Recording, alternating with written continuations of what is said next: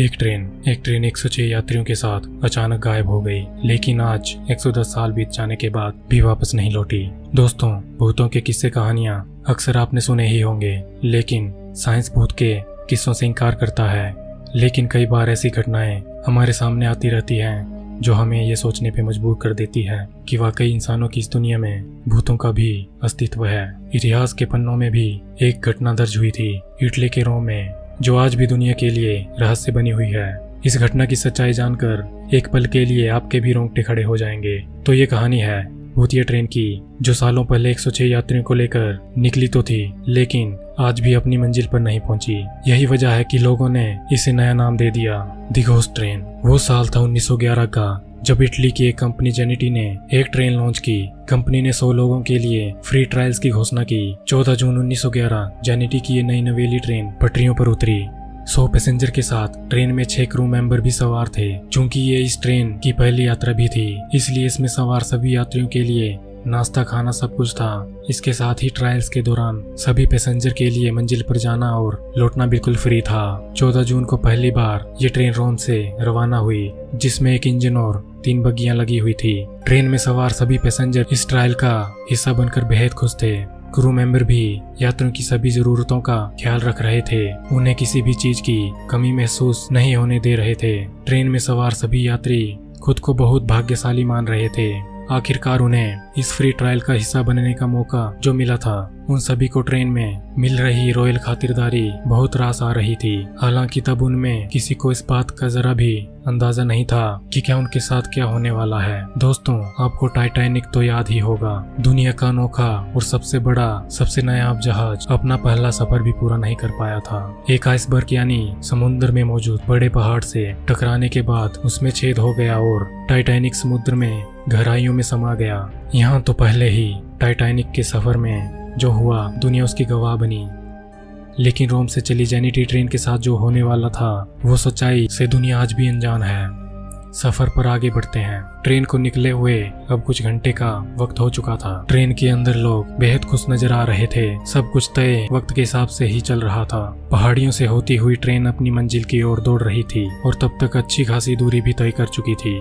Passenger भी train की खिड़कियों की खूबसूरत नजारों का लुत्फ उठा रहे थे। मतलब ट्रेन के अंदर बाहर फिलहाल सब कुछ ठीक चल रहा था, क्योंकि इस नई ट्रेन को लेकर लोगों में पहले ही काफी क्रेज भी था। इसलिए जेनिटी को अपनी मंजिल की तरफ बढ़ते कई लोगों ने भी देखा था। लेकिन अब जो होने वाला था उसे कोई नहीं सोच सकता था, और उसके बारे में आप भी जानकर हक्के बक्के रह जाएंगे। अपनी मंजिल की तरफ बढ़ती जेनिटी को अब एक रास्ते में पड़ते एक टनल से गुजरना था, जो करीब 1 किलोमीटर लंबी थी। इस टनल का नाम लोम्बार्दिया टनल था। अपने जमाने में ये टनल उस वक्त की सबसे लंबी टनल थी। अब यहाँ होता ये है कि जेनिटी इस टनल में दाखिल हो तो जाती है, लेकिन टनल की दूसरी छोर से कभी बाहर ही नहीं निकलती। यदि टोटल 106 लोग लेकर जा रही एक नई नवेली ट्रेन, एक इंजन और 3 डिब्बों वाली जेनिटी लोम्बार्दिया टनल में घुसती तो है, लेकिन उसके बाहर नहीं निकलती, बल्कि गायब हो जाती है, जो काफी ढूंढने पर न तब मिलती है, न ही आज 110 सालों बाद भी उसका कोई सुराग लग पाया। और जैसे आप भौचक्के के रह गए, बिल्कुल वैसे ही वो लोग भी बहुत हैरान रह गए। तो इस ट्रेन का उसमें सवार अपने रिलेटिव का इंतजार कर रहे थे, वो लोग जिन्होंने इस ट्रेन को सुरंग तक जाते तो देखा। लेकिन सब हैरान थे कि ऐसा कैसे हो गया, जब कई घंटे बीत जाने के बाद भी ट्रेन का कुछ पता ही नहीं चल पा रहा था। तो हड़कंप मच गया। ये बात पूरी इटली में जंगल की आग की तरह फैल गई कि 106 यात्रियों को लेकर जा रही ट्रेन लोम्बार्दिया नाम के टनल में कहां गायब हो गई। इस घटना की तुरंत बाद ही इसकी जांच शुरू हुई। तो अब ये ट्रेन के टनल में घुसे 24 घंटे से भी अधिक का वक्त बीत चुका था और ट्रेन 1 किलोमीटर लंबी सुरंग को पार नहीं कर पाई थी। सभी को शक इस रहस्यमय टनल की तरफ ही जा रहा था। सबको यही लग रहा था कि शायद ट्रेन टनल के भीतर किसी हादसे का शिकार हो चुकी थी, या शायद टनल में कोई गहरी खाई या कोई खुफिया रास्ता जहां ट्रेन भटक कर पहुंच गई हो, या उसके साथ कोई हादसा हो गया हो। इसलिए टनल के चप्पे चप्पे को गहराई से छाना गया और हर तरह से उसकी जांच की गई, लेकिन वहां कोई खाई मिली, ना कोई खुफिया रास्ता और ना ही ट्रेन के टनल में दुर्घटनाग्रस्त होने के कोई सबूत। धीरे धीरे वक्त बीतता गया, लेकिन लंबी चली जांच का भी कोई नतीजा नहीं निकला। आखिरकार मीडिया ने इस मुद्दे को खूब उछाला, जिससे इटली की अच्छी खासी बदनामी हुई। जो इटली के 106 नागरिक कहाँ गायब हो गए थे, वो भी पूरी ट्रेन के साथ। लेकिन बदनामी के बीच इटली को उम्मीद की किरण तब मिली जब मेक्सिको के 2 नागरिक सामने आए और उन्होंने ये दावा किया कि वो दोनों उसी जेनेटी ट्रेन में सवार थे। उनका कहना था कि वे ट्रेन से कूद गए थे। जब ट्रेन सुरंग के करीब पहुंची थी तो ट्रेन के भीतर अचानक घना सफेद धुआं भरने लगा था और अजीब अजीब सी आवाजें भी सुनाई दे रही थी, जिससे दोनों घबरा गए और ट्रेन से कूद गए। धुएं की वजह से ड्राइवर ने स्पीड काफी कम कर दी थी, जिसके कारण चलती ट्रेन से कूदने पर भी दोनों की जान बच गई। हालांकि दोनों घायल होकर बेहोश हो गए थे। इस वजह से उन्हें ट्रेन के साथ क्या हुआ जो उन्हें मालूम नहीं था। इसके बाद दावे की जांच की गई, लेकिन नतीजा कुछ नहीं निकला। दोनों की मानसिक हालत भी ठीक नहीं थी, इसलिए वे उनके दावों पर भरोसा करना उतना आसान नहीं था। लेकिन उससे कुछ दिनों बाद एक ऐसा दावा पेश किया गया जिसमें सबको हैरानी में डाल दिया।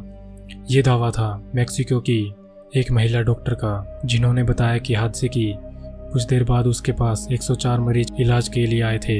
इन सभी को मानसिक परेशानी थी और वे सभी अजीब अजीब बातें कर रहे थे। डॉक्टर का कहना था कि वो सभी ट्रेन चला रहे थे, लेकिन काफी पूछने पर भी उनमें से कोई कुछ खास नहीं बता पाया। डॉक्टर ने यह भी दावा किया कि सभी 104 लोग इलाज के बाद एक साथ गायब हो गए थे। और अब अगर देखा जाए मेक्सिको के इन 2 लोगों को इन 104 मरीज के साथ जोड़ दिया जाए तो नंबर वही निकलता है, यानी 106, जो जेनेटी नाम की इस ट्रेन में सवार थे और अचानक गायब हो गए थे। हालांकि इटली की जांच महिला डॉक्टर के दावे को सिरे से खारिज कर दिया गया। समय के साथ लोग इस हादसे को भुलाने लगे।